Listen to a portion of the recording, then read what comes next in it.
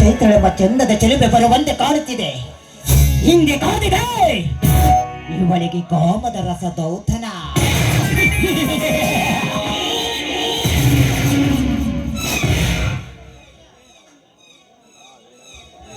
ಏಯ್, ಯಾರು ನೀನು? ಅಲ್ಲ, ನನ್ನನ್ನು ನಿಲ್ಲಿಸಿದೆಯಲ್ಲ, ನನ್ನ ಹತ್ರ ಅಂಥದ್ದೇನು ಕೆಲಸವಿತ್ತು?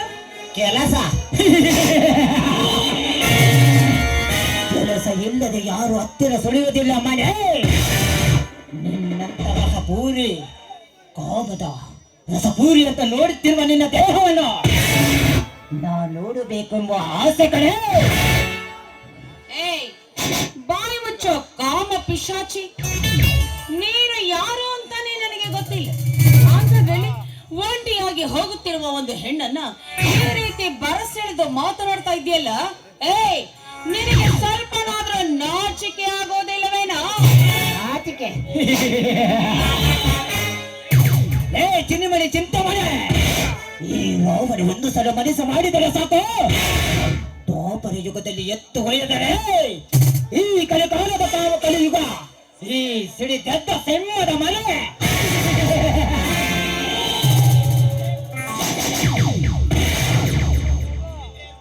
ಸೀತೆಯನ್ನು ಬೋರ್ಗಲಿಸುವ ರೀತಿ ಈ ರಾವಣ ಎತ್ತೊಯ್ದು ಮುತ್ತು ಕೊಡದೆ ಬಿಡಲ್ಲ. ಈ ರಾವಣ ಅವಿವೇಕಿ. ಏ ಚೈತ್ರ, ನಿನಗಾಗಿ ಕಾದಿದೆ ಈ ಕಾಮರಾದ ಧೌತರ. ಏ ಅವಿವೇಕಿ, ನೀನೇನಾದ್ರೂ ಮುತ್ತು ಕೊಡಲು ಬಂದದ್ದೇ ನಿಜವಾದರೆ ಮುತ್ತು ಕೊಡಲು ಬರುವ ಆ ನಿನ್ನ ಹಲ್ಲುಗಳನ್ನು ಕಿತ್ತು ಹಾಕಿ ಬಿಡಬೇಕಾಗುತ್ತದೆ. ಎಚ್ಚರ. ಏಯ್, ನೀನೇ ರೀತಿ ಹೆದರಿಸಿದ ಕ್ಷಣ ಹೆದರಿಕೊಂಡು ಬರುವುದಕ್ಕೆ ನಾನೇನು ಆರ್ಡಿನರಿ ಹೆಣ್ಣಲ್ಲ ಕಣೋ.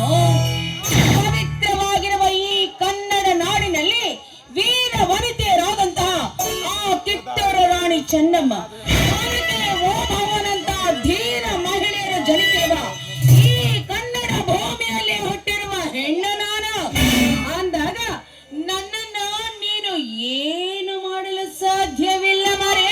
ಸಾಧ್ಯ ಸಾಧ್ಯ ಎಂಬುದನ್ನು ಸಾಧಿಸುವುದೇ ಈ ರಾವಣನ ಗುರಿ. ಇಲ್ಲದ ಹೋದೆ ನಾನು ಬಂದ ಬಾಣ ಎಸೆಯುವ ಮುನ್ನ ನೀನಾಗಿ ನೀನು ಒಲೆದು ಬಂದರೆ ಸರಿ. ಇಲ್ಲದ ಹೋದೆ ಈ ನಿನ್ನ ಕೈ ಕೋಲುಗಳ ಕೈ ಮುತ್ತದ್ದು ಬಿಟ್ಟು ಕೊಡಲಾರ ಈ ರಾವಣ.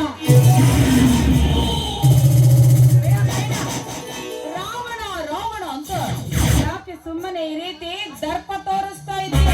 ನೋಡು, ಕೊನೆಯದಾಗಿ ಹೇಳ್ತಾ ಇದ್ದೀನಿ, ನನ್ನ ಪಾಡಿಗೆ ಸುಮ್ಮನೆ ಬಿಟ್ಟು ಎಲ್ಲಿಂದ ಹೊರಟು ಹೋಗು.